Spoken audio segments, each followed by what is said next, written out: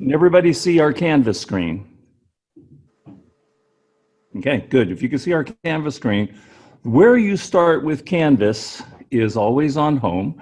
And so some of the things that we're going to need to do is to make sure we have good communications with each other. And good communications happens in two different places. In one place, it happens with Discord, and in another place, it's got to happen through Canvas. And how you set up your Canvas properly for good communications is this. As you should all have Canvas open somewhere on your screen, right over on the left-hand side of Canvas, do you see this black stripe on the left-hand side, and do you see the icon account? When you go to click account on the left side of the screen, it opens up your account information with respect to Canvas. And it'll show your name, and it'll show notifications, profile, files, a bunch of other things. The first thing you want to do is you want to click Profile. When you click Profile, is it Profile? Settings? Settings? It is Settings. So click Settings. When you click Settings, most important thing for you to be able to do with respect to settings is on the right-hand side, do you see Ways to Contact? And it shows email addresses. Does it show your personal email address in this right side of the screen? How many people have your personal email address on the right side? How many people do not have your personal email address on the right side? If you do not, there's a little plus symbol. It says plus email address. You click the little plus symbol like so, and it'll open up a dialog box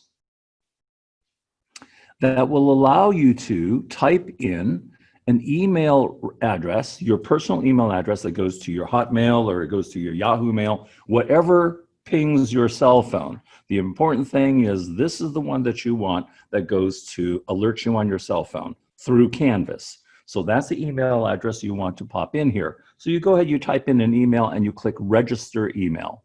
If you haven't already done so, you should be doing that first thing. That way, not just for my class, but for any classes that you happen to be taking, is anytime one of your professors sends a message, an announcement through Canvas announcements, you want to make sure you are alerted not only on your zone mail, but also directly to your cell phone and directly to your personal email. So you get the alert. The important thing is not to miss any communications, okay? All right. And so you want to get that, make sure that that is in place. If you don't have the time or the inability to do that right at this moment, it's not a problem. This particular lecture is being recorded, and I will make the recording available for all of us because not everybody happens to be present right now, and we want to make sure that, and some people may be leaving just a bit earlier because of previously scheduled appointments. Some people had informed me.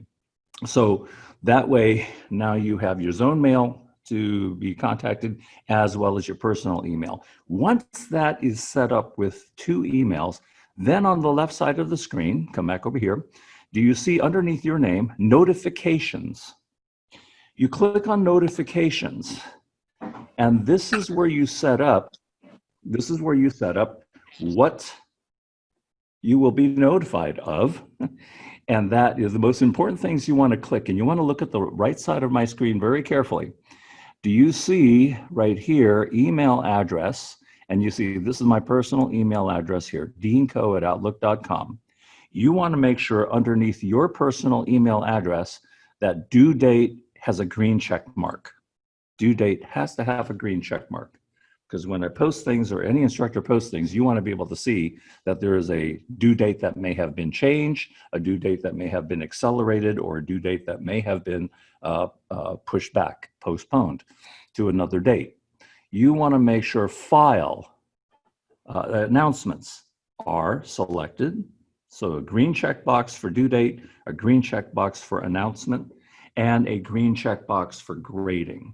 Those are the most important green check boxes you should have that immediately ping your email on your phone. Any questions about these three? So the green check checkbox for due date, green checkbox for announcement, and green checkbox for grading. Any questions on that so far? Okay, down at the bottom, if you scroll all the way down to the bottom, the other ones that you want to have green checkboxes on will be at the bottom where it says alerts. Do you see alerts at the bottom of your screen when you scroll all the way down? You want to make sure administrative notifications has a green checkbox and global announcements also has a green checkbox. So there aren't too many green checkboxes that are necessary for students, but these are the ones that would be important for you to have green checked. So at the bottom, you should have alerts for administrative notifications. At the bottom, you should have alerts for global announcements. So those are the only two at the bottom of the notification screen. At the top of the notification screen, the only three that you need for now will be due date and will be announcement and grading. So you have a total of 5 checkboxes that you want to make sure are green, and you want to make sure that they are green checks underneath your personal email address column, okay? When you have completed that or feel satisfied that you can do that either now or later, give me a thumbs up. Good, and that thank saves you. automatically, right? There's no save preferences button? Yeah, there's no, this is, you click it and it will maintain that status for all of your classes that you're registered with through Chabot, through Canvas, okay? All right, very, very good. Any questions about the Canvas notifications and setting up your email for proper alerts that have to come through? Done deal. All right, next, let's go back to our class dashboard and back to our class and let that open. Cool. And after it settles down, my recommendation for all students is, as you have different weeks that appear, make sure that all of the week's contents are collapsed, meaning at the, if we go scroll all the way to the top, you will see, start here, and there's a little triangle that's a switch.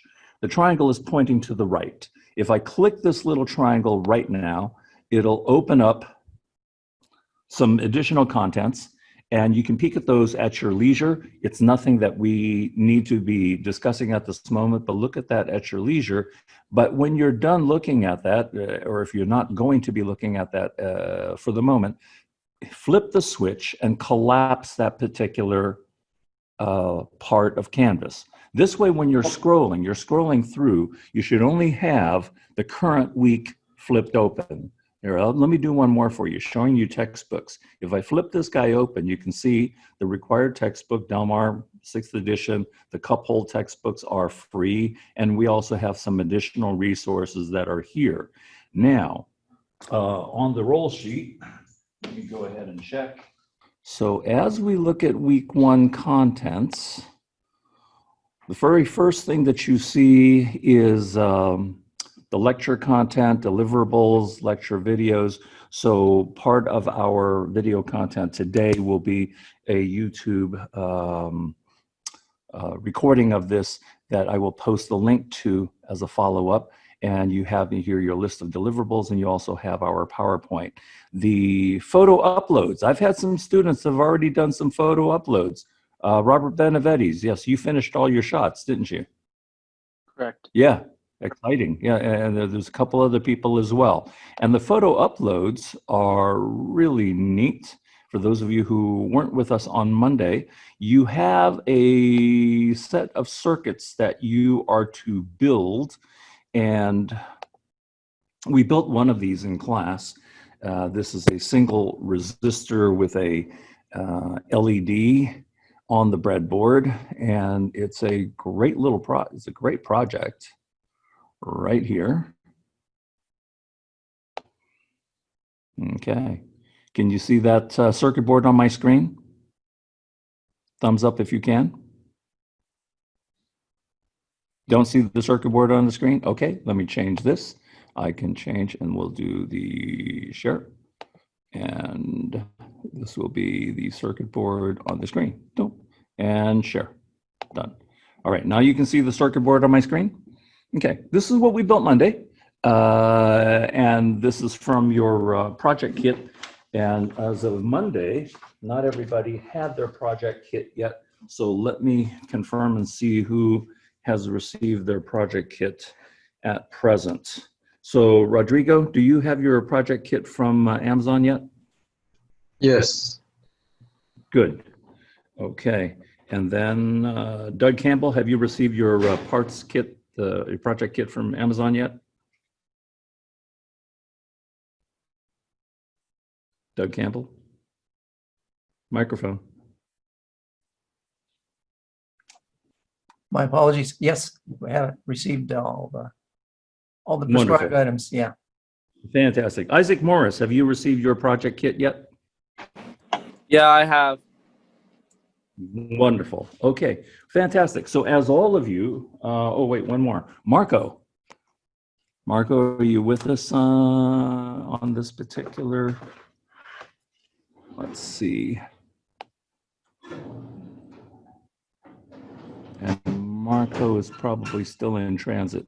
All right, so we built this. It is your power supply. For those of you who weren't with us on Monday, be mindful of this. Look at my picture very carefully, and there's a couple things I want to point out for you that you want to be mindful of, and that is the power supply hooks up to your breadboard, and you want to copy the way that this power supply is connected to this board. Right on this edge will be a red line. The red line is like your positive rail, and there's jumper pins right in here. You want to make sure that this jumper is connected between 5 volts and off, between the 5 volt pin and the off pin, okay? So that this establishes a positive 5 volts on this red line, and then the positive 5 volts will be connected through this yellow jumper to a set of tie points here through this resistor, through an LED, excuse me, and connecting to a resistor that jumps over here, and then through another jumper to the blue line, to the blue rail. And on this side of your power supply, you want to make sure that the jumper, that yellow jumper, is connecting the 2 middle pins so that this side is off. So this side, the jumper is set to the off pins, and over here, the jumper is set to 5 volt pins. And as long as you have it set up that way, your experiments will work out beautifully, okay? Okay. The other thing to keep in mind is your LEDs. When you go to connect your LEDs, one lead is longer than the other lead. So a question to the people who were here on Monday, which lead is negative, which lead is positive? What do we want to remember, Miss Jacqueline? Sorry. Miss Tay? What do you remember? Long lead is positive, short lead is negative. Okay, so it's positive to be long and it's negative to be short. Positive to be long, negative to be short. So for Rodrigo, Dimitros, and Mr. Campbell, positive to be long, negative to be short. And as long as you can remember that, then you'll know that the positive lead of that LED is connected towards the positive side of the circuit. And that red line here and this start of the circuit in this path means this side is the positive side. The shorter lead, the negative side, is hooked up to the resistor onto ground, okay? It's really fun to build these. It doesn't take very long.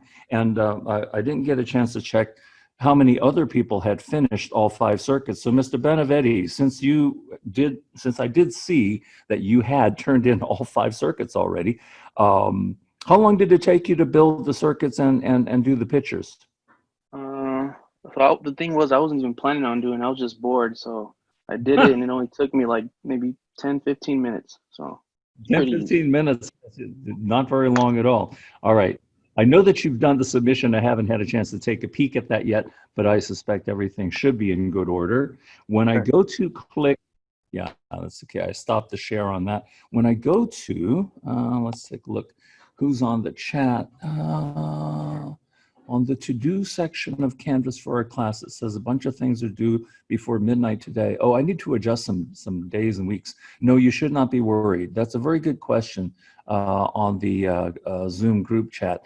And that is, when we start a new semester, the shell of Canvas is copied from the previous semester. And so most things are adjusted for proper dates to reflect proper dates and such.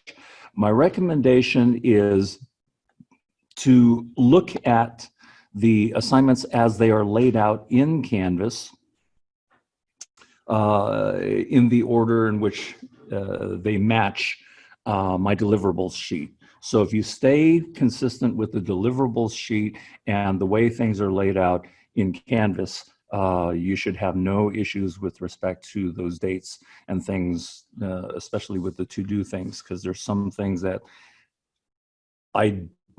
we collectively won't see unless we go poking into to-do section. But if you stay consistent with the deliverable sheet and the order in which the Canvas pages are developed for week one, you'll be doing just fine. And for the people who were not here on Monday, from the people who were here on Monday, what is my middle name? Flexible. Flexible. Flexible. There you go. Yes, flexible. So what that means is, for those of you who weren't here on Monday and you're looking at these due dates saying, oh my gosh, how am I ever going to be able to finish all of this?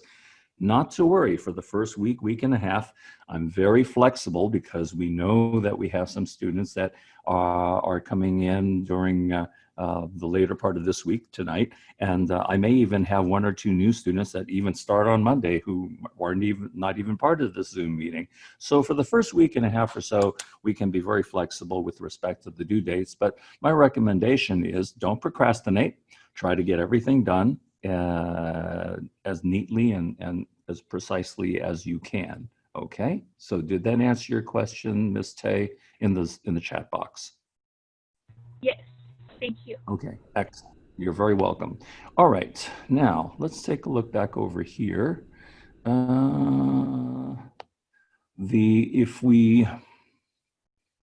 Let's go to do this share. Okay, back to Canvas. If I go to click on one of these examples of uploads some students have done, here is one done by a class. This is done by Kirsten in my summer course. And so let me make sure I share this one so you can see exactly which one we want for you to look at. So let's go here and zoom here, stop this and share, and here. Cool. All right, can everybody see Kirsten's document? Because your pages, your photos that you're going to be taking to demonstrate that you've built the circuit properly are going to be shown this way. You're going to use your cell phone and you're going to take a picture of the circuit with your face somewhere in the background.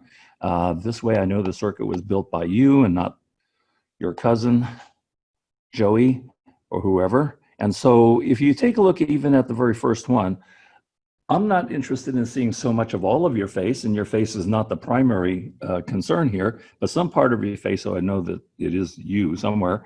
But the important thing is that the circuit build has to be clear. We can very clearly see in Kirsten's posting for her circuit A, the wire path and that the LED is lit. And we can see in her circuit B, the same thing.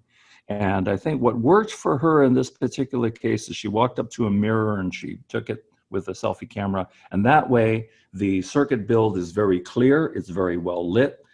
So do this with some good lighting in the room so we can see the circuit build and the face is somewhere in the background. Now, a very good solution to this, because sometimes getting the circuit board and the power supply and getting your face in there can be a little awkward. This is circuit C. Take a look at what she's done for circuit D. For circuit D, she came and said, okay, well here, this may be easier. I'll just use my California ID. or my Chabot ID. Just cover up the pertinent information, because the rest of the world doesn't need to see your driver's license number or other personal information, but we see her face and we see the circuit build, and this is lovely. So this will work out just as well. And can we see everything we need to see in the circuit build? It's very clear. All right. And over to here, there's the next one. So what I recommend to you is all of these pictures that you're going to be taking with your cell phone, you're going to be transferring into your computer and putting it into a document. And the preference is with Microsoft Word. But if you're not using Microsoft, let's say you're using Google Docs, that's perfectly fine. Just make sure that before you upload it, please convert your Google Doc into a PDF format.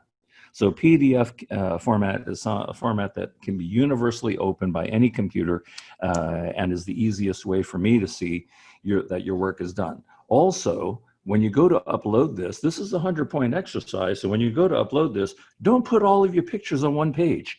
Don't give me little tiny, 5 of these all in one page, because I can only magnify it so much. So it's okay if you put 2 pictures on one 8.5 by 11 page, and I end up getting 3 pages with 5 photos. That's fine. The important thing is you want to make sure that your instructor can see your wire paths as being correct. Any questions about this 100-point exercise? It's a good exercise, a lot of fun. And Robert did it in about 15 minutes. Huh? Okay, bless your heart. All right. Let me go ahead and stop the share on that. The canvas also, let me go back to the home and let Canvas settle here for a moment. Okay. You were given digital multimeters and you're doing this breadboard. Let's take a look at the breadboard tutorial. So I'm going to open this guy up and then we'll share this screen on. So what I'm looking at right now is this page. This is Canvas. This is your week 1, and this is the page within Canvas called 1.1 Breadboard Tutorial. And it has several elements. It has the Word document, which you can download and type in the answers. It also has a YouTube video on how to use the breadboard. It also has an article by our friends at SparkFun, also on how to use the breadboard. So between the YouTube video and the SparkFun article, you will have enough information to be able to answer the questions that need to be filled in for this 25-point assignment. Very easy assignment. That's a fun assignment because it validates that you have a pretty good understanding of what it is that I would like for you to focus your attention on moving forward. So let me go ahead, change the share on that so you can see that document. And that's right here, and share. Cool. Now you can see my Word document. And this is a fill-in sheet. Oops, come back here. Lost it. That was so fast. Come back here, and share. All right. Don't move the mouse. Right here is the fill-in document. And what you ought to do, if there's a spot for your name at the top, be sure you put your name up there. And then as you go through the video and you go through the reading, it asks you about what was the technique that was used to build circuits prior to the 1960s? What is the process? Blank blank is the process of testing out an idea by creating a preliminary model from which. And so you answer those questions. And then number 3 says the blank blank of the breadboard are pointed to by the blue arrows. So the blue arrows point you to a certain part of the breadboard. Those are your power rails. And number 4, the blank blank of the breadboard are pointed to by the orange arrow, and the orange arrow points to what we call our tie points. And so when you go through the lesson, the video and you go through the article, you will have more than enough information to be able to fill in all of these questions. And this is a single page fill in. And how much is this exercise worth? 25 points. It's important that you have good understanding of the terminology of the breadboard so you have a better appreciation of how to use that breadboard. Okay, let me close that particular guy. And yes, we stopped sharing on that. So that's that particular. I'm going to ask, for those word type assignments that we're going to be turning in digitally, is there a quicker way to fill in the information than typing over the line and then having to delete the line underneath it? Because right now it's just in there as an underscore. Yeah, let's see. Yes, let me go back and let me demonstrate how to do that. Get that Word document back. And it's okay if things move around because of the typing, but what I have found as a good way to do this is, let me do this, and let me go to share this document again. Share. All right. So as we're looking at this document, the question that was asked by your classmate was, is there a more efficient way of being able to type in our answers, because this is a document that has these underscores. And so my recommendation is this. Let's go to number 4, for example. Number 3. The blank blank of the breadboard are pointed to by the blue arrows. So the answer to that would be power rails. So what I do is I come up to number 3 and I select a part of that underscore line, like I've done right here on my screen. And after I've selected it, now I'm going to type in POWER. And that way my underscore doesn't push all my text over to the next line. And then I'm going to do the same thing on this other fill-in part. I'm going to select a portion of the underscore, and I'm going to type RAILS. And so power. And what I recommend that's really handy is you double tap your words and highlight it and boom, call it a day. And that's how a number of students have found a good solution for typing in their answers in a Word document. If I do number 4, I'll do one more example for everybody. If you take a look at number 4, and let me make this a little larger so you can see this a little better. So it says number 4, the blank blank of the power of the breadboard are pointed to by the orange arrow. So if we look at the orange arrow, it's pointing to this part of the board, and the answer there is tie points. So again, I get my mouse and I select this part of the underscore, TIE, like tying a bow tie, and over here, POINTS, and double click my tie, highlight yellow, double click points, highlight yellow, and hit Control S for saving along the way. You should always be saving along the way, and make sure when you save the file, you save it with your name. So this would be WK1 breadboard fill-in homework 1 by Johnny Smith, okay? And then you save the file, and then as you start working and filling in, you just save along the way. When you're ready to upload, you can go ahead and click the submit button and select this file to upload. Of those of you who are using Microsoft Word, do not have to convert to PDF. The only people that have to convert to PDF are those that are using Google Docs. Did that answer your question, Sarah? Okay, all right. Yes, thank you.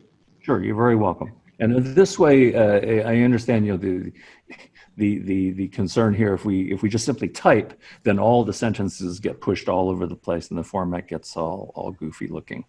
Yeah, and if it's all text, it just flows with it. But then if there's pictures, it can kind of misalign things. And yeah, sure, yeah. And I think that the best way to deal with that is my blanks to be filled in are much wider than the actual space that the answers require. So if we use this technique, then you know, we should be able to not mess up the format of our finished document.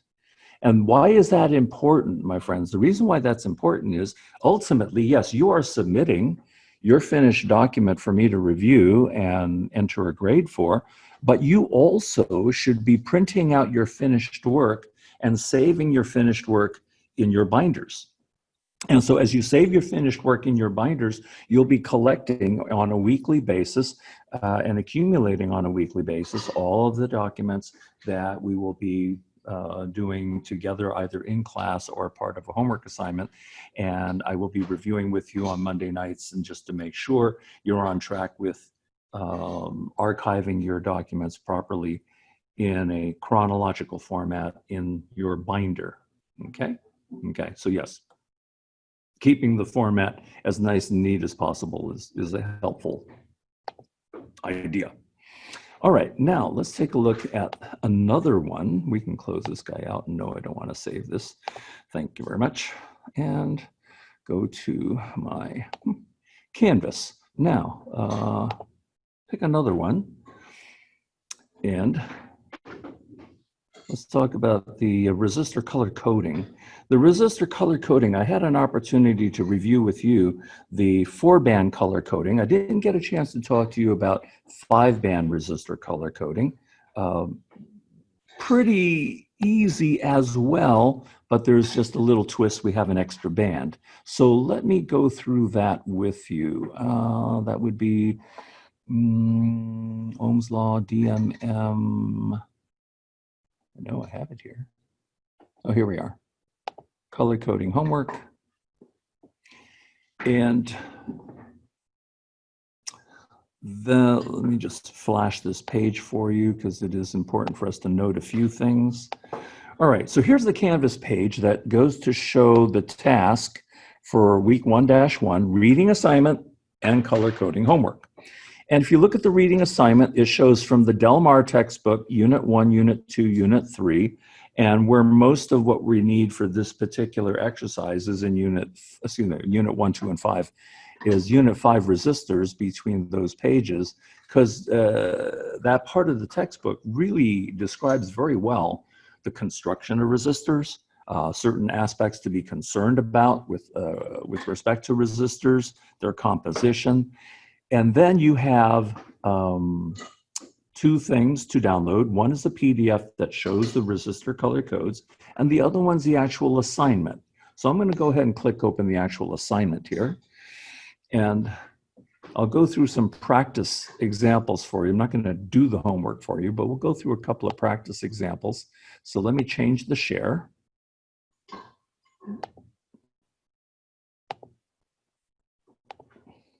Okay, so we should now be able to see on my screen the resistor. Let's do this. Yes, we have a mnemonic. The mnemonic is a memory tool, and we have certain colors right here: black, brown, red, orange, yellow, green, blue. Okay, the sequence of colors, and they are shown spelled out. And here they're shown with the 3-letter abbreviation for those colors. And over here, this goes to show the numeric values that are associated with each of those colors. And then over here, the memory tool is this in yellow highlight. This is a very simple saying that some people find helpful in keeping the order of the colors correct. Bad boys race our young girls, but violet generally wins, good sir. Or another one that I didn't put down here because it might be offensive to some people is bad beer rots our young guts, but vodka goes well. And then there are some other ones that are even more offensive, but we won't be sharing those. But there are different kinds of mnemonics that help us remember the first letter of each color, and then that helps us remember their sequence. Now, you don't have to memorize this because they give you all this wonderful magic card, and that magic card is one of only 2 things that you are allowed to put into your journal. And so here we have a sequence of 4-band resistors, and then we have a sequence of 5-band resistors. And so what to do with these, because you're asked to determine the color code and you're asked to determine their plus or minus percent of tolerance, their percent of error. So I'd like to do a couple of 5-band ones with you, if I may. Is that all right? And so what we're going to do is I'm going to stop this share, and you can all see this. I can do this right here, yes. 5-band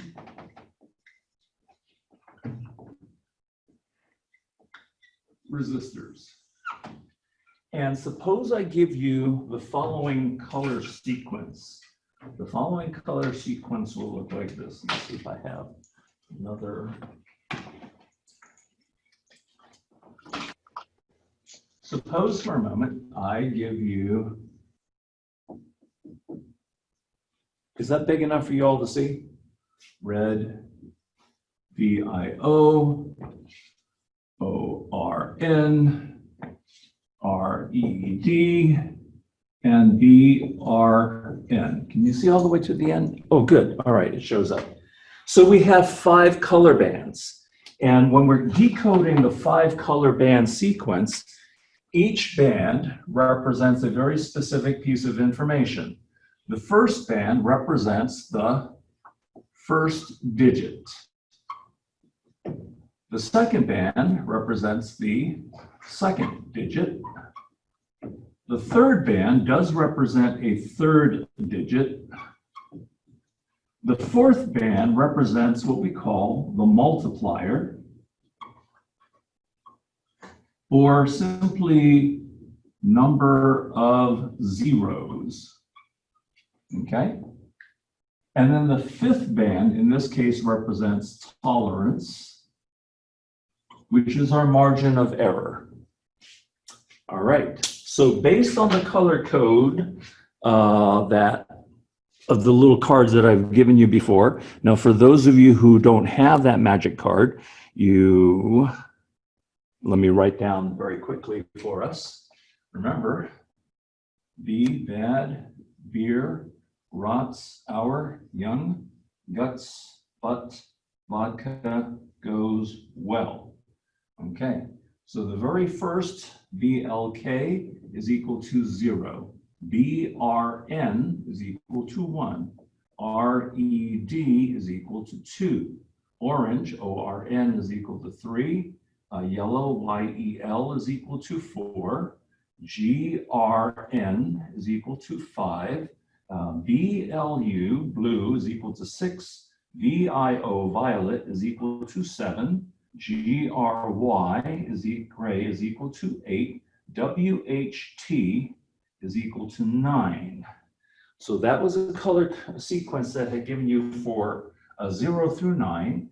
And then we also have GLD, gold, is equal to plus minus 5%. We have SIL, which is equal to plus minus 10%. And then we have what we call no band. No band is equal to plus minus 20%. So let's see if we can decipher this. As we look at this, the first band, Mr. Weejay, what is the value of my first band, my friend? 2. Okay, so the first red corresponds with the value of 2. So my first digit is a 2. I'm going to write down 2. Excellent.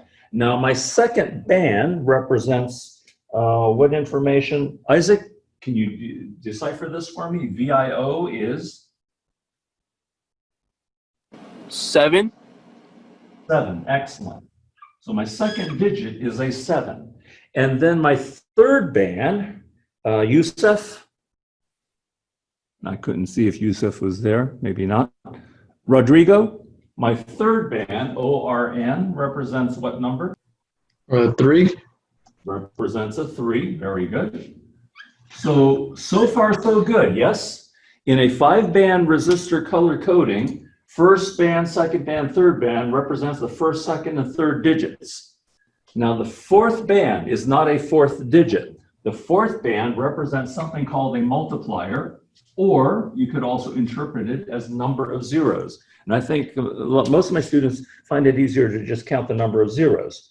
So Mr. Douglas Campbell, red, tells me how many zeros am I going to add after this number? Microphone, my friend. Doug Campbell. Fourth band is red, zeros. Does that tell me I have to add after those digits? Your microphone, lower left, 2 zeros. 2 zeros. 2. Yeah. 2 zeros, and then we follow this with the omega symbol, and now we're going to do plus minus. And so the tolerance for this, Ms. Tay Brown, tells us what information?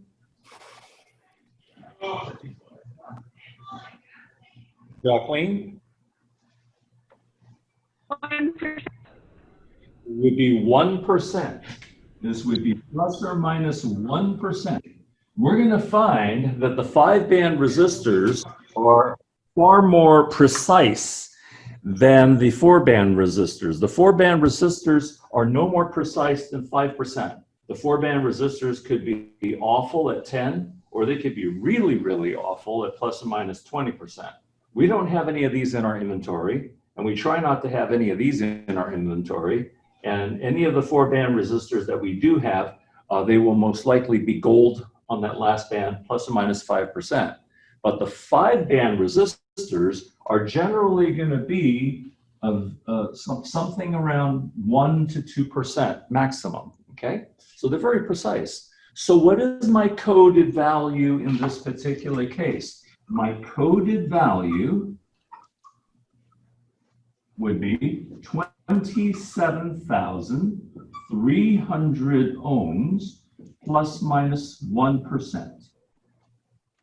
Now, moving into next week, where we have this comma, we're going to change this to 27.3 kilo ohms plus or minus 1%. I'll talk more about engineering prefixes next week, but that's just a little preview of how we would state the coded value. So the coded value for this week's exercise can be written this way: 27,300 ohms plus or minus 1%. But starting next week, we will be using engineering prefixes. So some of you are already familiar with engineering prefixes. If you have a recently purchased cell phone in the past 2 years, your memory space in the cell phone is measured in gigabytes.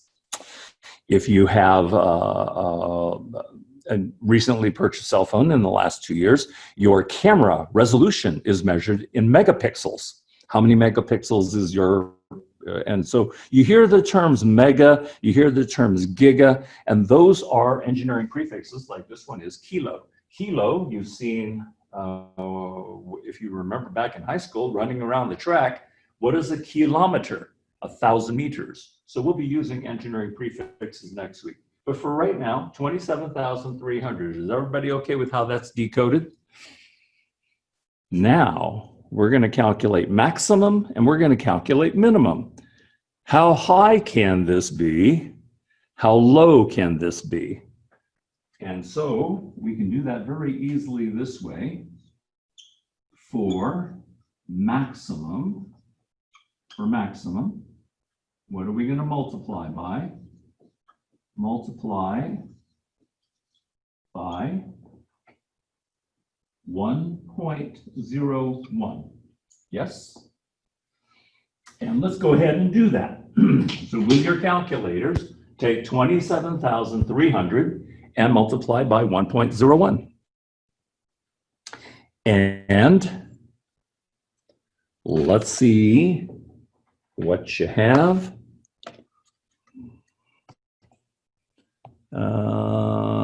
Brad Diaz, do you have a calculation for us, please? 27,300 times 1.01. Unmute your microphone if you have that number for us. Mr. Diaz? Yeah, I think if I'm not wrong, 27,573.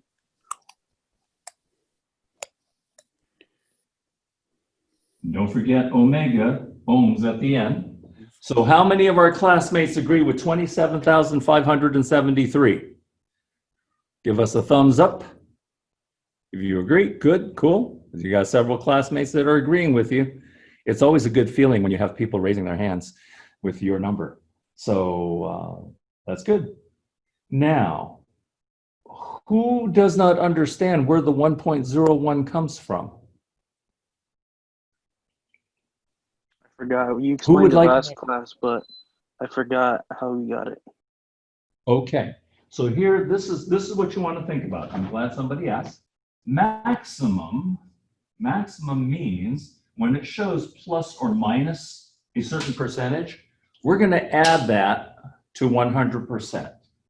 So if we're going to take maximum as adding 1%, then it will be 100%. We're going to add 1%. That will give you a total of 101%. And guess what? 101% is in decimal form 1.01. Okay? That's how the decimal multiplier comes about. And this is explained in one of the slides on our week 1 PowerPoint. In week 1 PowerPoint, there's several slides that go to talk about resistor tolerances. And then there's also one slide in particular that goes to talk about shortcuts. And the shortcuts are the decimal multipliers like what we've set up here. Let's try another one, and this might help us out further. How about for minimum? For minimum, multiply by, and so let's see if we can drive this particular one home. Yusuf, do you know what our multiplier would be for calculating minimum, meaning we're subtracting 1%? What would be my decimal multiplier in this case? 0.99. Very good. It would be 0.99. In other words, it's 100% minus 1%. That will give you 99%. And what is 99% as a decimal? It is 0.99. So that's our decimal multiplier. So why don't we go ahead, take 27,300 and multiply by 0.99, and let's go ahead and calculate a minimum. And the minimum, let's see, Mr. Yusuf Riahi, do you have your calculator handy? You might be able to give us an answer of 27,300 times 0.99. What do you get? 27,027 ohms. 27,027 ohms. How many people agree with 27,027 ohms? Okay. So this is how we would decode a 5-band resistor. 5-band resistor, first digit, first band, first digit, second band, second digit, third band is a third digit. The one band that's right before the last one is going to be number of zeros, and then the last one will always be tolerance, plus or minus what percent. The color code is presented right here, and also in your notes and also in the PowerPoint. Your tolerances, plus or minus 5% for gold, plus or minus 10% for silver, plus or minus 20% for no band. Everybody good with this exercise so far? Would anybody like to see a 4-band one just for giggles and laughs? Raise your hands or let me know if you do. Sure. Sure. This.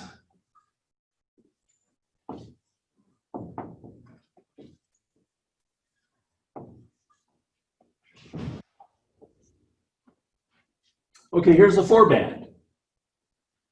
And in a 4-band example, first band does represent first digit. Second band does represent second digit. Does the third band represent a third digit? The answer is no. This is the band that's immediately in front of the last one. You should always remember the last one is tolerance. So the band before tolerance is not a third digit. The band before the tolerance is number of zeros.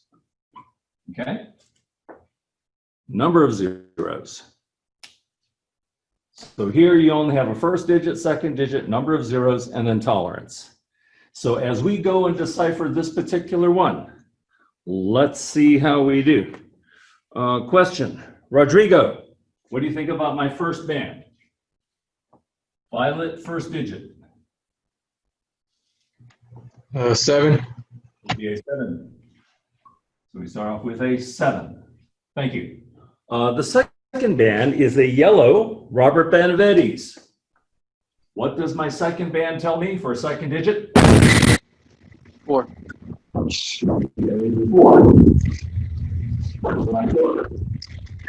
Third band, what does that tell me, Mr. Campbell? Actually, it's the for some reason my that red microphone doesn't work for me in the lower left. I have to do a blue button in the upper right. It says mute or unmute. Anyway, yeah, I honestly can't see the board. It's so small for me. I don't know if anyone else is having the same issue. It is VIO for Violet for the Right. first digit. YE, Yeah, green. It looks like it's 8. Wait, RN for the third band. 8. 8 zeros. No. ORN is right. Oh, 3 zeros. 3 zeros, yes.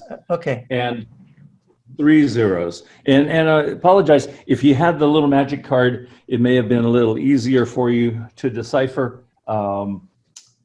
Or if you happen to have on a separate screen for this exercise, maybe my PowerPoint, because my Right. PowerPoint also glorious color. Sure. On I one saw it. slide. It's beautiful.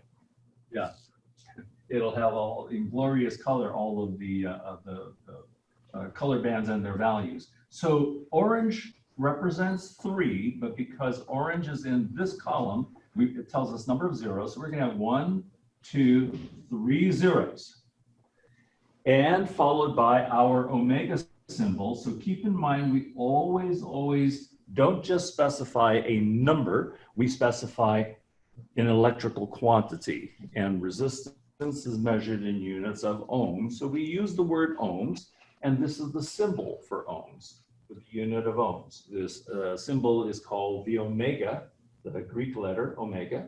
And then we have to reconcile the fourth band. The fourth band is tolerance. So we write this as plus or minus. And for silver, silver is given as plus or minus. The question goes to Sarah, plus or minus what percent here? Silver's 10, I think. Plus or minus silver is 10%. Yes, you're correct. So plus or minus 10%. There you go. Very good. So how many people agree and we're happy with this coded value, 74,000? And we would probably rewrite it on our papers, 74,000 ohms plus minus 10%. And then starting next week, we will call this simply a 74 kilo ohms plus or minus 10%. Okay, we'll talk more about engineering prefixes come Monday. Now, this is good. Let's go ahead and now determine minimum and maximum. Minimum and maximum. So for maximum,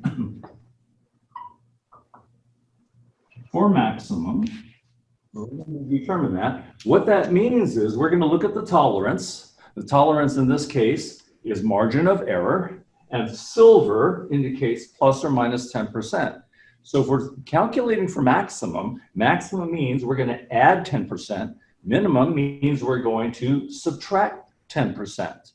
So there is a very simple shortcut decimal multiplier that we can use that will very quickly allow us to calculate the added 10%. And for minimum, there's another separate decimal multiplier that will allow us to also very easily calculate the minus 10%. So the question goes to, right here, we're going to use multiply by, what is my decimal multiplier going to be? Weejay, what's my decimal multiplier that we should use here to calculate adding 10%? This should be a 1.1. would be 1.1. That is correct. 1.1. So everybody go to calculate 74,000 times 1.1. And when you do 70,000 times 1.1 on your calculators, Isaac, you're up. Do you have a calculator that you can do this with and provide us with an answer? I got 81,400 ohms. 81,400 omegas. How many people agree for 81,400 ohms? Give me a thumbs up. So looks good, looks good. I see some thumbs up. Very good, excellent. And then starting next week, this would be written as 81.4 kilo ohms, okay? All right, that's great for maximum. How about for minimum? For minimum, we're going to use a shortcut decimal multiplier. And that question goes to Yusuf, Mr. Rehahi. 0.9. What is the decimal multiplier we're going to use here, sir? 0.9. 0.9 is also correct. So we're going to multiply the 74,000 times 0.9. And the answer, Jacqueline, Ms. Tay, what do you have for us? I got 66,600. Okay, so 66,600, did you say? Yes. 66,600 ohms. How many people agree with 66,600 ohms gives us a thumbs up? Unless you disagree. Okay, all right, that looks pretty good. And starting next week, how do I express this in proper engineering notation? 66.6 kilo ohms, okay? All right, so that takes us through an example of a 4-band resistor. And any questions about how to decode 4-band resistors for their coded value, for a minimum, for a maximum, and then a 5-band resistor for coded value, for maximum, and then for minimum? Any questions on that? Okay, that'll take you through your reading assignment and another 25-point task. Boom, that one's done. All right, what I'd like to do is go back to Canvas. All right, so what it is that you should be able to see on your screen now is our worksheet for the Ohm's Law calculation exercise. And we talked about these very important terms that you should transfer into your journal.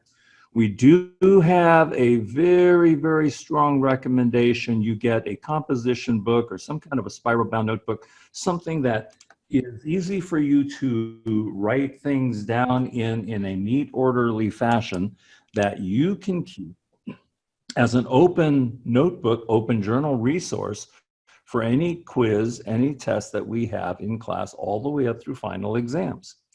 And so what you want to transfer into your notebook will probably be these little triangles and this table. The table goes to show symbol of a quantity, the name of the quantity, the units for that quantity, the symbol unit, a brief description, and who's the scientist that gave this to us. So this table encapsulates a good summarization of what is a volt, what is an amp, what is an ohm, what is V, what is I, what is R, what is capital A for ampere. It all is here. So we won't take time to review this, but you should be reading about this in your textbook, and you should be transferring this into your journal and making sure that you have a comfort level with the unit symbol that is different from the quantity symbol. So take resistance as an example. Resistance is a quantity. What is the symbol for the quantity? It's R, capital R. What is the unit of resistance? We've been talking about it for the past half hour, ohms. And what is the symbol for ohms? It's omega. So omega is not the symbol for resistance. Did you hear that? Omega is not the symbol for resistance. What is the symbol for resistance is R. What is omega then? It's the symbol for the unit of resistance. It's the symbol for ohms. So you have to get the terminology straight. And the best thing to do, as I say, is to put this down in your journal. Now, for those of you who did receive the magic card from me, flip it over to the back side of the magic card, and lo and behold, isn't there a nice summarization of some of these quantities with their symbols and their terminology? Yeah, our lab technician put the little magic cards together, and bless his heart, he did a great job. And so the definitions are here.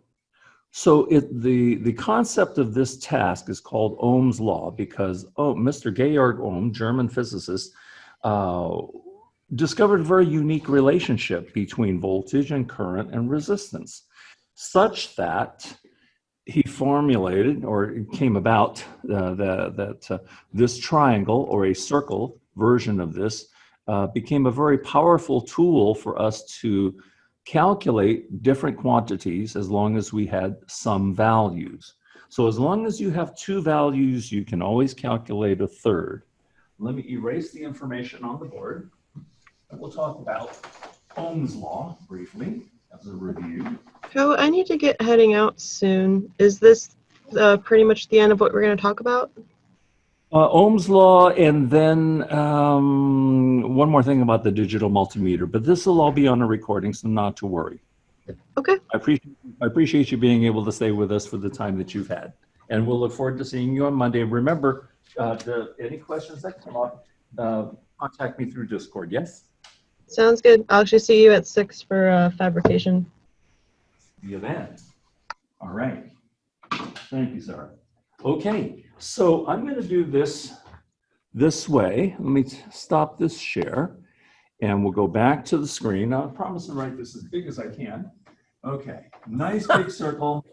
Here we go. V, I, and R. Is that plenty big for most people? All right. And right here, the horizontal line represents this math function. It represents divide. If I have a better ink. It represents a divide function right here. And the vertical line represents a multiplication function between these three quantities. So if we wanted to find V is equal to question mark. Well, the thing to do here is to take your hand or your thumb and you cover up the V, because that's what we're looking for. What do you see that's left in the relationship that's shown by this circle or triangle? It says I has a certain relationship with R. The math function is what? Multiply. So this will be I times R. So I times R will calculate to be a V according to the way we use the circle. How about the value of I? The value of I is equal to question mark. Well, if I cover up the I, what do I see left in my circle is the relationship between V, R. Well, the math function here in the horizontal line designates division. So this would be V divided by R. So V divided by R, right there. And then finally, what am I looking for R? R, I cover up the R. What do I see left when I cover up the R? I have a V divided by I. So this is equal to V divided by I. So from one circle, we can derive three separate equations. Pretty powerful, because there's a very specific relationship between these quantities. So let me give you an example.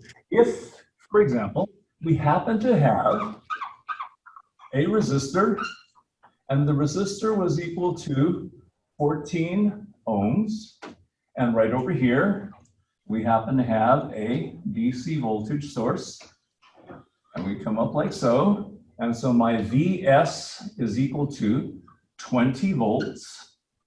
So I have a Vs and I have this, and I'm looking for a quantity. What is I? I is equal to question mark. The red's not showing up very well, I apologize. I is equal to question mark. Is there one of these formulas that is stated that shows us I is equal to something? First, second, or third formula? Which one is it? The second one. Second one goes to show I is equal to V divided by R. Are we given a V? Are we given an R? Yes, we are. So all we have to do is fill in the blanks. That's equal to 20 volts divided by 14 ohms. And that will calculate to be something. Could you all do that, please? 20 volts divided by 14. Jacqueline, do you happen to have a value for us? Microphone, dear. Yes. You are very pixelated and staticky right now. I'm sorry, I didn't catch it. I didn't quite get what you were saying. I apologize. We have a little mute there. All right, so let me show you what I have. I take my calculator, 20 divided by 14, and we end up with 1.428571429 amps. That's a whole lot of digits on your calculator. We don't have the room or the time to write down all these digits. We will round to the 100th. What does that mean when we round to the 100th? We want to round to 2 digits after the decimal point. So when we look at this nice big long number, and we have to round to 2 digits after the decimal point, take a look at our digits. Our first number in front of the decimal point would be a 1. Second one would be a 4. And then this next one here, which we're going to fill in, is dependent upon the third digit. Yes, remember the rules of rounding is if we want to round to the second digit, you have to look at the third digit. That third digit is an 8. And so what were the rules of rounding? Rounding rules is 0 to 4. What do? You leave alone. And 5 and up, you will round up. Okay? 5 and up, you will round up. So this happens to be an 8. If this is an 8, does it follow the 0 to 4 rule where we leave alone? Or does the 8 follow the 5 and up round up rule? Which rule does it follow? Mr. Benavides. Up. 5 and up. So since this is going to compel us to use the 5 and up, we're going to round up. What do we do with this 2? Do we write the 2 down? What do we write for the second digit? 3? Yes, that's correct. It will become a 1.43 and then followed by capital A for amps. So we do, as I said, we're going to use rounding for the rest of the time we're together, always to the 100th, unless you're told otherwise on some document. And 100th means we're going to round to the second digit after the decimal point. So as your calculator spits out many, many, many digits, we only want to write down whatever's in front of the decimal point, followed by 2 digits after the decimal point, and then followed by the electrical quantity. Is everybody okay with this calculation in Ohm's law? Any questions about this so far? Let me give you another example, okay? All right, so here's another example. Let's say for a moment, now,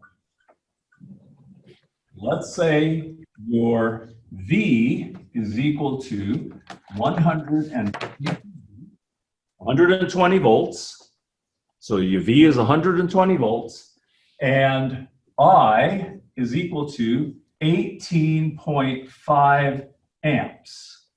You are asked to calculate resistance. So let me repeat the numbers for you. If the voltage is 120 volts and the current I is equal to 18.5, and you are asked to calculate for R. Which one of these formulas calculates for R? First, second, or third? Mr. Campbell. Which one of these calculates for R? First one, second one, or third one? V over I, the last one? Not sure if Yes, I'm would be the audible. last one. Sorry It about would be calculated that. V over an I. Precisely. And so do I have a V? The V is given as 120 volts. So I will fill that in. 120 V. Do I have an I? The I is given here as 18.5 amps. So 18.5 amps. So everybody with your calculator, take 120 and divide by 18.5. I will go ahead and do the same. Turn on the calculator, Co. 120 divide by 18.5. And we have some number. This is a good calculation because we are compelled to round again. And so question goes to, let's take a look here.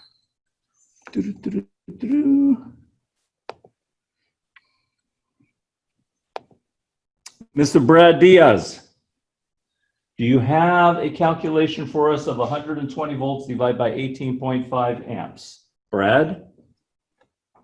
Yes, rounded, I got 6.49. Good job. Okay, so that works out to be 6.49. And since this is resistance, what are my units? What do I write down after the 6.49 as an electrical quantity? For resistance, units of ohms. What's the symbol for ohms? Omega. Omega. Outstanding.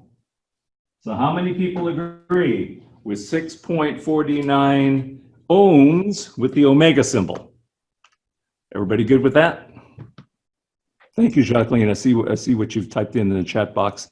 Now that you see what we've done the calculation, yeah, you were pretty close at the 1.45. The 1.43 is the appropriate rounding after our work together. Good. Okay. So this is how you'll be playing with the Ohm's law calculation, is really utilizing the circle formula. And as long as you have 2 out of 3 quantities, you will always be able to calculate that third quantity. Okay, and that's all that worksheet entails, is some good exercise of knowing what quantity to multiply or what quantity to divide. I had a question. Any questions? Yes, please. So for the worksheet on, like, for example, for number 3, it says, how did current change when we doubled the voltage above? How would we answer that? I don't understand the question. Okay, all right. Let me show you an example. Are we good with this? And then I will show you an example of how to address that. Okay, let me erase this and show you exactly what we need to do. And let's say this guy starts off at 25 volts. And let's say the R in this particular case happens to be equal to 5 ohms. And I'm going to calculate for I. So given this circuit parameter, 25 volts, 5 ohms, I'm looking for I. So if I cover up the I part of my circle, I is equal to what? V divided by R, is that correct? V divided by R. So I fill in the blanks. My V is 25 volts. My R is 5 ohms, and 25 divided by 5 will calculate to be 5 amperes. Is everybody okay with this so far? So we have a starting point. This is a starting point. And then I give you a scenario. If R increased to 10 ohms, okay? If the resistance changed from 5 ohms to 10 ohms, what is new current. What is the new current? So what you do here is, again, you bring down the formula you want. I is equal to V over R. So what changed in this case? Did voltage change in this case? The answer is no, voltage didn't change. What did change? Resistance. So if voltage didn't change, my voltage will remain at 25 volts. But the resistance changed. It's no longer 5 ohms. That resistance is now 10 ohms. So now I have 25 divided by 10 ohms.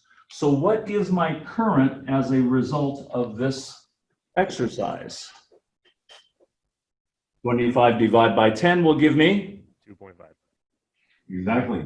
2.5 what? Apples, oranges? This is current. Current is in what units?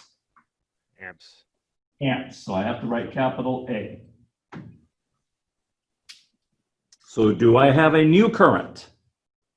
And so now the question is, how has current changed? Okay, similar idea. How has current changed?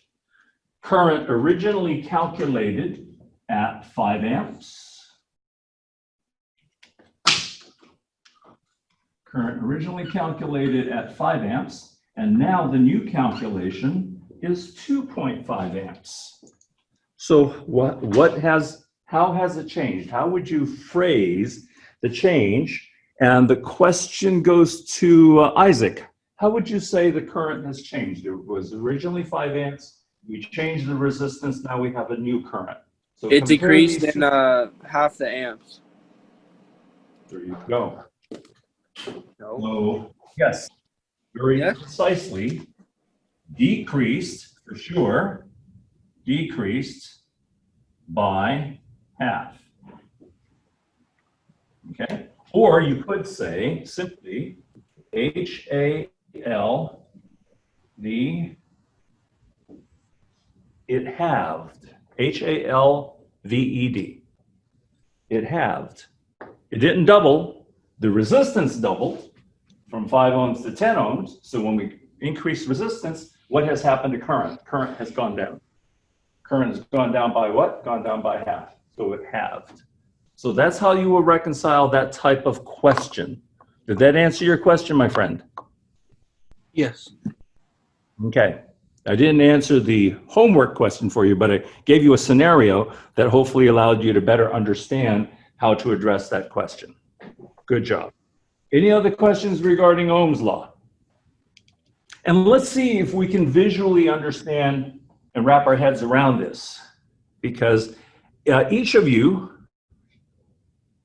I suspect at some point in time, have ridden a bicycle before, yes? And when you ride a bicycle, unless you're riding these electric bikes that you don't have to pedal, the rest of us have to pedal. So when you are pedaling a bicycle, when one foot goes up, what happens to the other foot? The other foot goes down, yes? One goes up, one goes down, one goes up, one goes down. Well, this is very similar to how electronics works from this regard. If I increase resistance, the current has to go in the opposite direction. So if I increase resistance, if I raise my resistance, the current will go down. If I decrease resistance, the current will go up. They behave opposite of each other.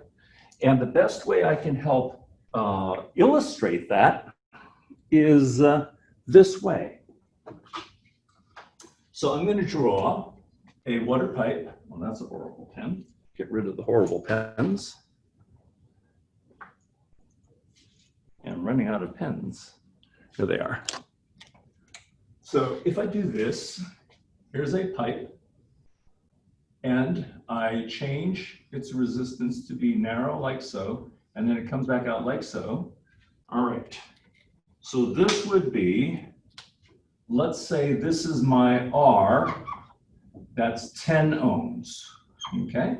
I've got this much resistance on the pipe at 10 ohms. Am I going to have a lot of flow through here? I have a certain amount of flow at 10 ohms. I'm going to have 2.5 amps of current flowing when I constrict my pipe in that fashion. If, however, I do this, same diameter of pipe up here, but now the constriction is much wider. Okay, I'm not constricting as much. So my resistance is less, so R here is equal to 5 ohms. If I have less constriction, less resistance, won't I have more current flowing through? So when the resistance is at 5 ohms, I'm going to be able to realize 5 amps of current flowing. So again, when the resistance is low, the current is high. And in this case, when the resistance is high, the current is low. So the resistance at 10 ohms is higher than 5, my current's going to be low. Over here, my resistance is lower than 10, my current here, 5 amps, is going to be higher than 2.5 amps.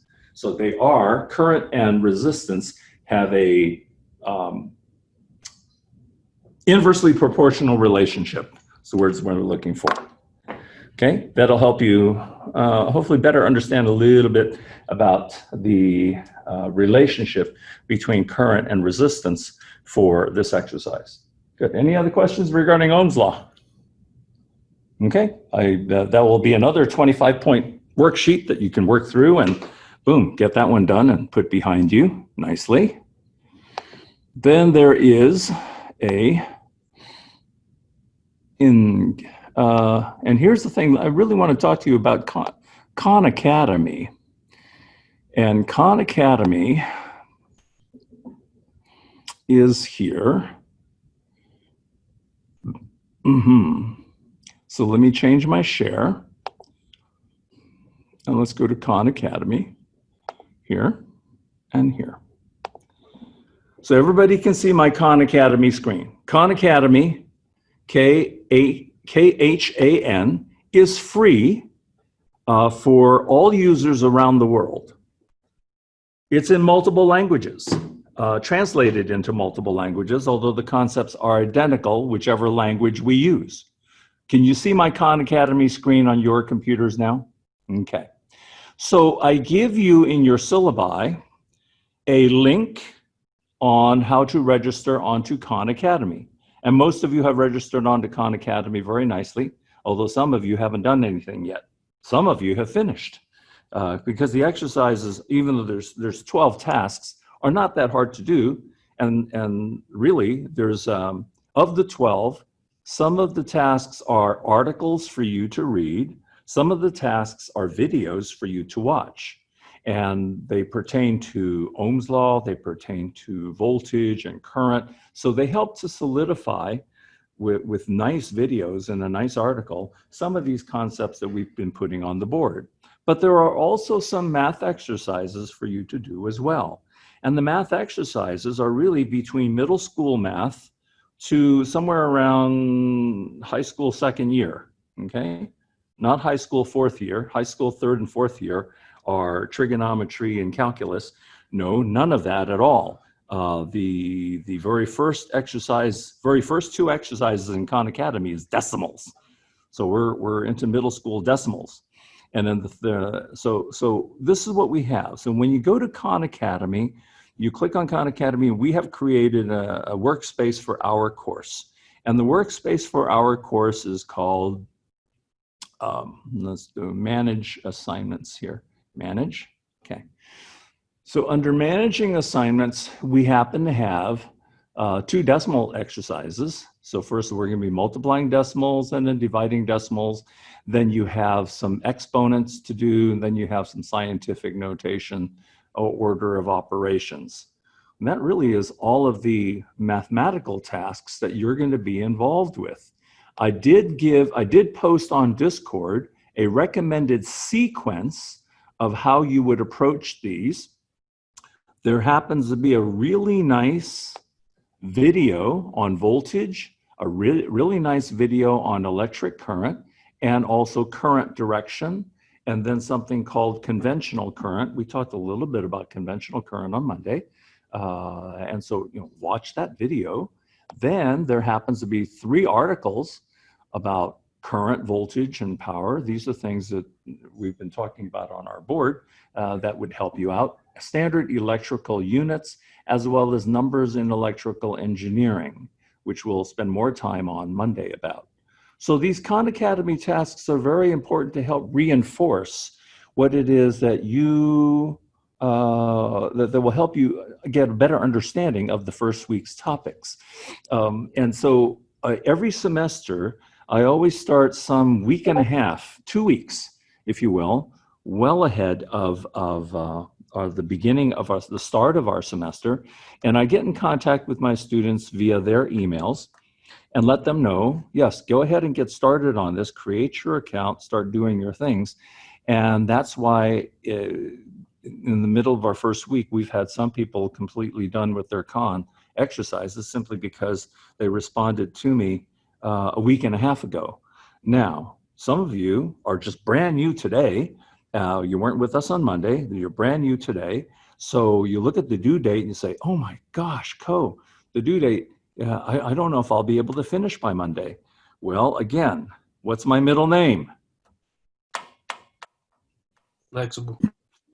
Flexible. Okay, so don't stress. Try to get as much of these done because they're helpful to you. Try to get as much of these done as possible. And if you don't score a passing score, your passing score is 70%. If you're not able to get a passing score, you can do an exercise over again. Okay, and you can do it over 2, 3, 4 times, whatever is necessary, but you want to try to achieve passing score in all of the 5 tasks that require some calculation. The video, there is no score for you. Watch it, and then they see that you have done so, and it gives you a recording mark on Khan Academy saying, yes, you've read the article, yes, you've seen the video. So for at least those tasks, there's no performance that is required of you other than to just read the article or look at the video. Any questions about Khan Academy and how helpful this is to you? So you get 20 points for just setting up the account, and you get 120 points for finishing all of these tasks. So 100 points we discussed earlier was for your 5 circuit builds.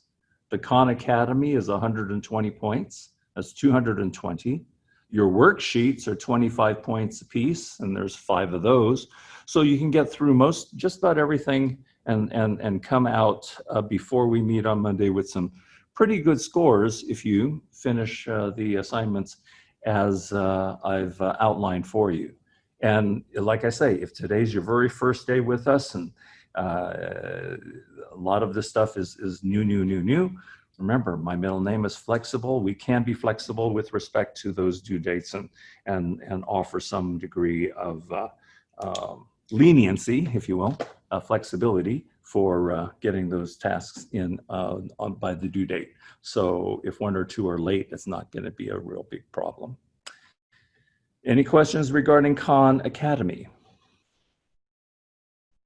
All right, now for Discord.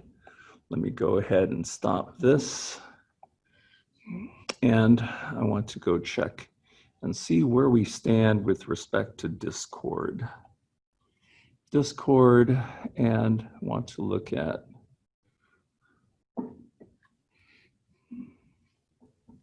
do the percentage scores on our Khan exercises, do those affect our overall point gain? No. That's a very good question. The 50% thing I got. Well, you want to get, you want to do that over again and try to get at least 70%, okay?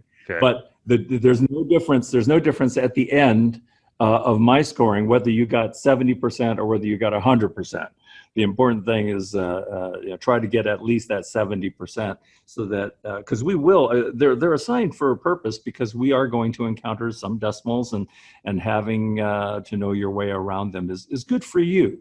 Okay, so it's not meant to be punitive in any way, shape, or form. It's really meant to show. Yeah, that's what it's meant for. So, like I say, whether you score 70 or versus 100, in the overall scheme of Khan Academy, that doesn't matter, but you need to score at least 70% in the performance tasks. Okay, good question. I'm going to take a look at our Discord screen. So let me share that with you very quickly. And Discord is right here. And this is a really marvelous tool, this thing called Discord. I was introduced to this by one of my own professors in one of my classes that I took as a student back in June, in the early part of summer.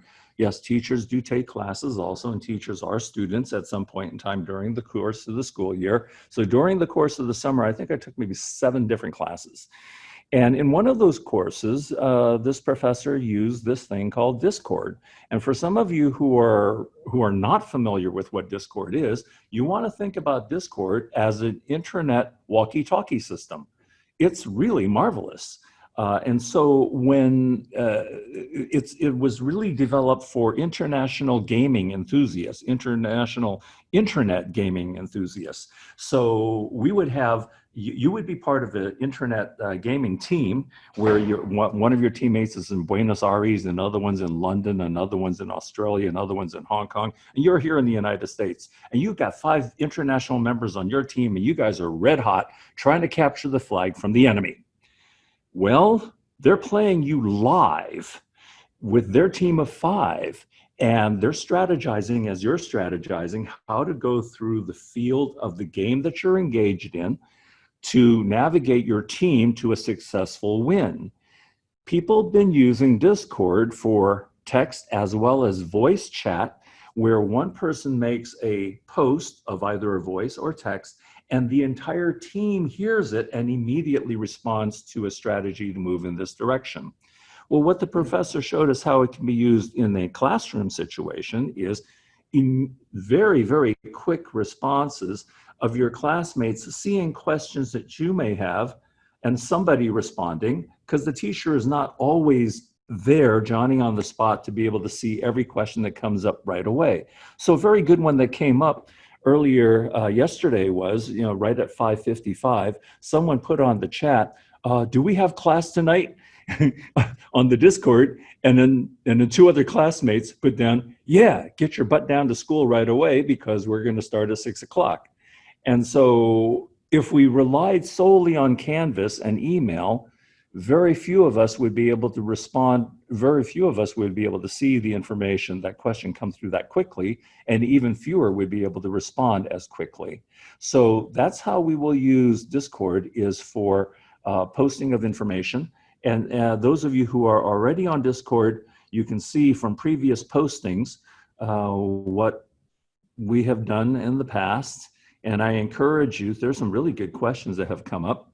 This one here, Benavetti's put this up. This is really good. Somebody please tell me why my 2K ohm resistor isn't lighting up. The long side of the LED is in the correct place. He put down negative. Not sure why it won't light up. If someone can assist me, it would be great. So he put a picture up there and boom. And that was done on the 18th. And it turned out before anybody could put a post, he figured it out and he put down, never mind, I fixed it. So it was one of 2 things, because if you look at the circuit very clearly, either the resistor was butt backwards or the jumper wire for the resistor was in the red bus instead of the blue bus on the far left-hand side of the circuit. So he fixed it, and I did respond. This is, okay, was it this or was it that? And so then, yes, the holes were so small he didn't realize, there was a misconnection there. So yeah, that's how that went. And then we respond to each other. We have had students put together their own study groups within the class. Here's an example of a study group that was formed by my 50 team in summer. And they were really going at it. They had a worksheet here. And so Jess asked, the arrows are all pointing in the same point, blah, blah, blah. I don't know. What did I do wrong? What do I do when the things are conflicting? And then a classmate offered, well, this. And then Jess replied, thanks, I'll give that a try. And so it's really, really handy to have a means by which you can assist each other as different questions come up.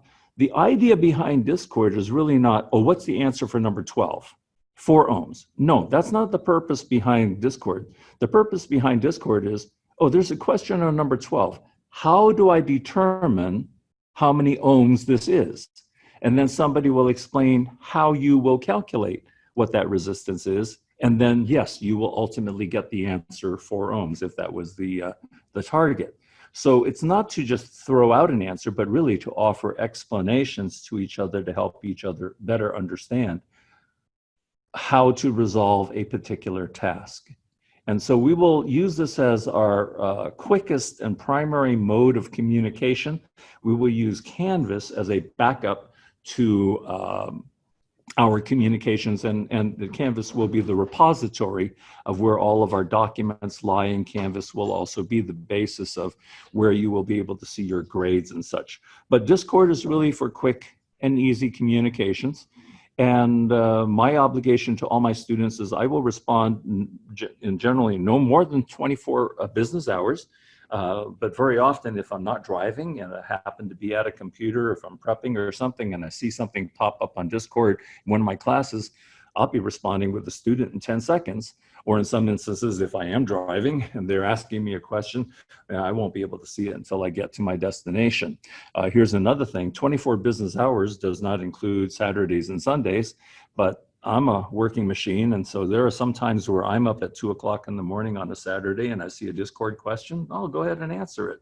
So yeah, that's how we'll use Discord. Any questions about Discord? I never actually got into the Discord. Who was the I didn't catch that. Demetrius? Oh, Demetrios, yes, you just started with us. So what we'll do is I will go ahead here. No, wrong button. Escape. Where would I like to go? Last channel. Okay, so invite. This is my copy. Okay, and then I will go to here, and I will go to ESYS stuff, go to here. And I need one more thing for us, hold on. An email here. Bear with us, my friends. This will take just a moment. Go here, open up my email, new mail, paste the link, and then go to here and 51, and not 51, 50, and Demetrios is right here, tink, tink, tink. And I will copy this, copy, and go back to email, paste, no, wrong paste. Did that too fast, Co. So 50, okay, so select, and right click, copy, go to email, and go to paste, and Discord, Discord. So as soon as you get the invite, Demetrios, go ahead, click it, and use a name, create a username that I can recognize. I mean, don't put down a username like honeybunny69. I have no idea who the heck honeybunny69 is. But if you do Demetrios G with the last 4 digits of your W number, then you become very easy to recognize, okay? So I just sent that out to you. So anybody else not on Discord? Am I audible? Yeah, this is yes, Douglas. You are. Yeah. When you gave me the invite, I got right in, looked like the right place. There was in the active column on the right, there was several students. Yeah, you were on the left. Now I can't get there. I don't know how to get there. Is there some link? Or how do we get? I know this is probably a stupid question, but I don't know how to get back. F5. Well, okay, all right. So two things. If you're doing this on your computer screen, then you will go to discord.com. Okay. And open up a Discord window. And if you haven't signed in, then you sign in so that Discord recognizes Douglas Campbell as being the user. So once you have signed in with your own identity into Discord, then it'll show you the different servers that you are linked to. I happen to be linked to like 9 different Discord servers because I've got a bunch of classes that I'm teaching, and I've also had several classes that I've been a student of. So I'll be able to see all of the servers that I'm connected to when I open up Discord in with my identity. Okay, so the key thing here is you open up discord.com, and where it says to log in or check in, whatever it is, you will sign in with your created username. And then once it recognizes you, then on the left-hand side of the screen, you should be able to see the different servers that you have been connected to previously as whatever you're connected to presently. Okay? Well, and click the one class. I'm not seeing anywhere. Okay, I did discord.com, and I see the gray screen, and I see a little icon that says Doug and one that says KO guy, but I don't see anything that says sign in, log in.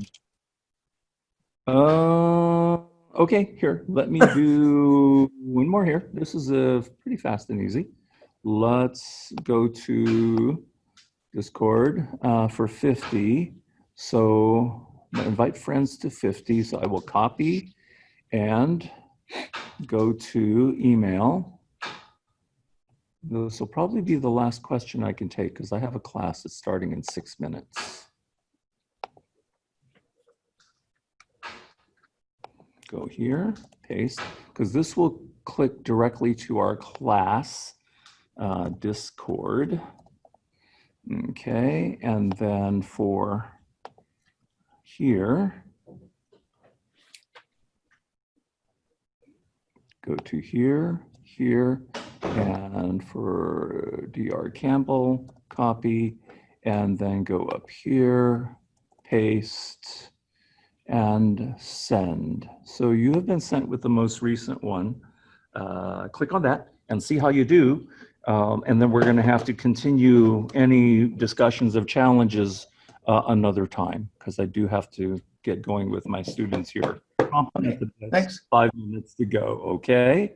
Okay, so where we are is any remaining questions that any of you have, please go ahead and post them into Discord, and I will address them in the next day or so, or sometime in the next 24 hours. Any other last minute questions before we part company, my friends? If none, then I wish you all a wonderful weekend, and as different questions do come up, please by all means do contact me through Discord. So with that, yes. So have a lovely, lovely evening, and so we'll see you all. Adios. Take care. Thanks, Mr. Ko. My pleasure. Bye-bye now. Peace.